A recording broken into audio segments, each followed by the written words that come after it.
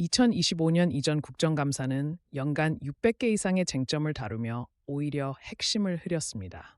통계에 따르면 제기된 문제 중 실제 정책 반영률은 10% 미만에 그쳤죠. 문서 작업에 매몰된 의원들, 형식적인 답변으로 일관한 정부. 이번 국감은 질문의 질로 패러다임을 전환합니다. 300개 핵심 쟁점 선정을 통해 진정한 책임 질문을 시작합니다. 국회 입법조사처와 120명의 전문가가 3개월간 20회 이상의 논의를 거쳤습니다. 정치, 경제, 사회 3대 축 아래 300개 쟁점을 선정했죠. 특히 도심 지반 침사 대책, AI 투자 실효성 등 민생 직결 이슈가 우선순위를 얻었습니다. 모든 질문에는 현황, 문제점, 해법의 3단계 구조를 적용, 단순 비난이 아닌 해결책을 요구하는 프레임을 확립했습니다. 감사장에는 특별한 장치가 마련됐습니다. 실시간 국민 의견을 반영하는 대형 스크린과 AI 분석 시스템이 도입되었죠. 전세 사기 피해 3년간 200% 증가 같은 정확한 데이터가 즉시 제시됩니다.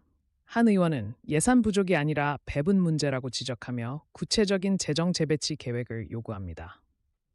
숫자와 사실에 기반한 질문에 정부 관계자들이 당혹해하는 순간들. 감사 4일차 주목할 만한 변화가 발생합니다. 정부 측이 사전에 준비한 70페이지 분량의 예비 답변서를 제출한 것이죠. 디지털 플랫폼 불공정 거래 문제에 대해 구체적인 규제 강화 로드맵을 제시했습니다.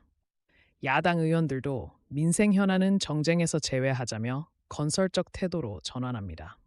초기의 대립 구도가 점차 해법 모색 단계로 진화하는 순간입니다. 과학적 감사의 새로운 장이 열립니다. AI 시스템이 지난 5년간의 기초생활수급제 데이터를 분석한 결과 3년차부터 오히려 자립 역량이 감소하는 패턴이 발견되었죠. 단순한 예산 증액 요구 대신 자활사업 개편안이 논의됩니다. 한 전문가는 빈곤의 대물림을 끊기 위해선 직업훈련 프로그램의 질적 전환이 필요하다고 지적합니다. 데이터가 정책 우선순위를 재설정하는 순간입니다. 국감장 벽면의 대형 스크린은 해치콩 25 국정감사 해시태그로 접수된 국민 의견이 실시간으로 흐릅니다. 대학생 53%가 월세 부담 호소라는 통계가 제시되자 한 의원이 즉각 청년 주거지원금 대상 확대를 요구합니다. SNS를 통해 접수된 12만 건의 의견 중 30%가 실제 질문으로 반영되었죠. 감사 과정 자체가 거대한 공론장으로 변모하는 모습입니다. 감사 2주차 300개 쟁점 중 70%에서 실행 계획이 마련됩니다. 고교 학점제 안착 방안으로 교사 10,000명 추가 채용이 확정되고 텔레그램 마약 범죄 대응을 위해 암호화폐 추적 시스템이 도입되기로 했죠. 야당과 여당이 공동으로 제안한 주거안정특별법 초안이 논의됩니다. 문제 제기에서 해법 모색으로 국정감사의 본질이 회복되는 순간입니다. 국감 종료 후에도 쟁점별 TF팀이 구성됩니다. 국정감사 365 플랫폼을 통해 분기별 이행 점검이 이루어지고 부처별 성과 지표가 공개됩니다.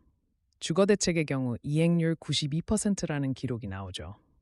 감사원장은 일회성 행사가 아니라 지속적 관리 시스템으로 진화했다고 평가합니다. 정부와 국민이 상시로 소통하는 새로운 정치 문화의 시작입니다. 국감 후 6개월, 구체적인 변화가 눈에 띕니다. 전세 사기 피해자 2,100명이 특별 구제 프로그램에 포함되었고 AI 투자 예산의 30%가 윤리 감시 시스템 구축으로 재배정됐죠. 한 시민은 인터뷰에서 국회의원들이 진짜 우리 문제를 해결하려 노력한다는 걸 처음 느꼈다고 말합니다. 숫자로 증명되는 변화가 국민의 신뢰를 회복시키고 있습니다. 최초의 300개 질문지와 최종 보고서를 비교하며 영상이 마무리됩니다. 비상계엄 위헌성 질문이 헌법재판소 판결로 이어졌고 의료 사각지대 문제는 전국 17개 응급의료센터 증설로 결실을 맺었습니다. 내레이션은 2025년 국정감사는 대한민국이 문제 제기에서 해법 창출로 전환한 역사적 지점으로 기록될 것이라며 끝맺습니다. 새로운 정치 시대의 서막을 알리는 마지막 장면입니다.